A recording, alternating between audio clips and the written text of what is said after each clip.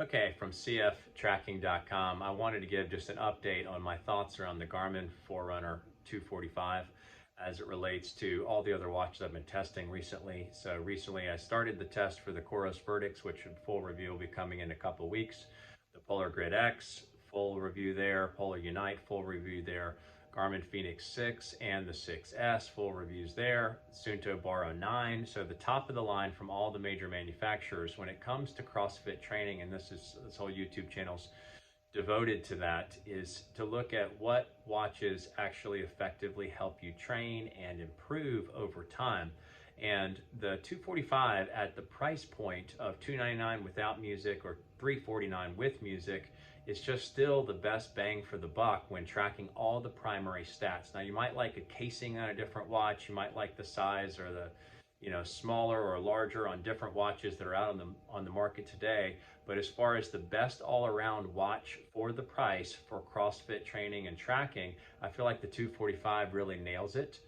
So number one, it's from Garmin. So Garmin offers the most customization and personalization. You can put watch faces, you have a bunch of widgets, you can upload new widgets, you can, fully expand the watch. The backlight is overall the best from what I have gotten used to on the different providers that are out there. So the watch comes in about the same brightness or a little bit less maybe than the Suunto Baro 9, but that's the full end $599 best watch from Suunto that has full customization of backlight. But you get a wrist raised backlight, which the Suunto lacks. Polar has a wrist raised backlight, but it's super dim, and the backlight itself is a little bit more dim than the Garmin 245 is. So the Coros Verdicts I'm going to do a full testing on, but the 245 has all the analytics you would need. So when we look at CrossFit training, we look to see what type of workout analytics and then load analytics and then recovery analytics you might need for a total training experience. So when it comes to tracking the workouts from an exertion level, you'll get the full first speed analytics, which will give you a training effect score, both on an aerobic and an anaerobic, sort of 0 to 5, to determine how much you really expended or, beat your body down in that workout. Additionally, on each workout, you get a recovery time needed. So the watch will tell you how much recovery time is needed from one hard workout to the next.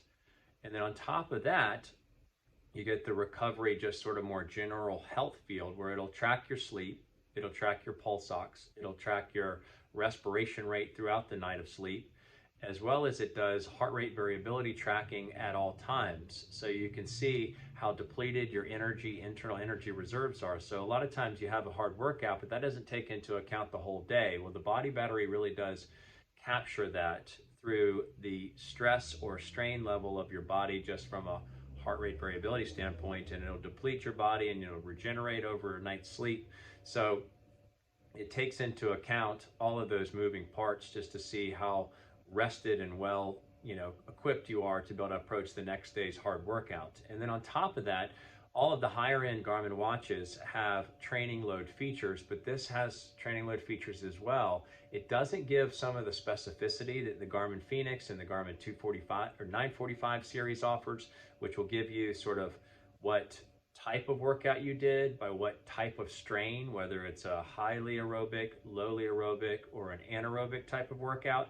But it just gives you a simple summary of the load over the last 7 days. And a lot of us that are training in CrossFit, we just do hard workouts, maybe for an hour a day, 5 days a week.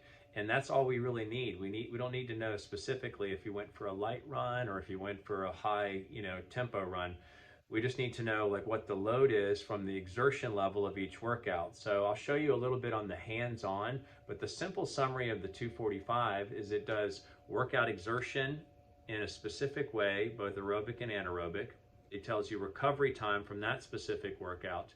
It gives you the health and wellness of sleep stats, pulse ox, respiration, and body battery, and then it tells you your load over the course of the last 7 days and how you're trending and tracking with your workouts over the last periods of time to determine if you're underperforming or overperforming or overtraining with regard to your VO2 max level. And it tracks your VO2 max level over the period of time if you just run for 5 minutes at least once or twice a week to keep that stat fresh. Plus it has all the customization in a simple and relatively light watch, 42.3 millimeters wide by I think 13 millimeters thick. So overall, just an incredibly strong watch for an all-encompassing watch for all the primary stats you would need for CrossFit training. So let's get into the hands-on. If you like the video, please give it a thumbs up. And I'm definitely trying to build a subscriber base, so please subscribe for future updates and reviews. Thanks so much. Okay, so looking at the watch, why it is such a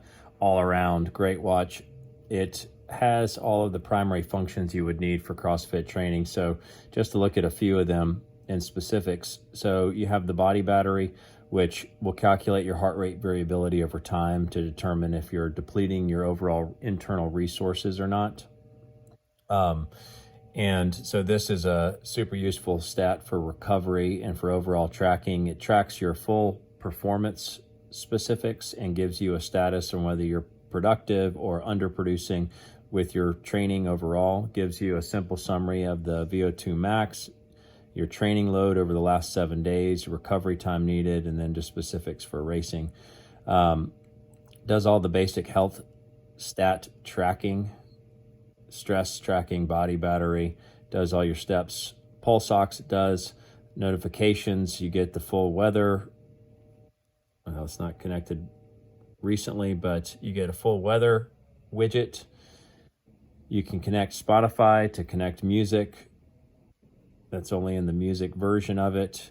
You can get all of the details, but it just overall has all of the primary things that you would need in a training device that is going to track your history and your training load, as well as your recovery needed. It tracks the sleep as it on the app itself specifically, and overall all of the stats that you would ever come to need. So that's why I think that the Garmin 245 is still, for the money, still the best buy for the total training aspects and load tracking overall. So thanks so much for watching. This is just a quick update.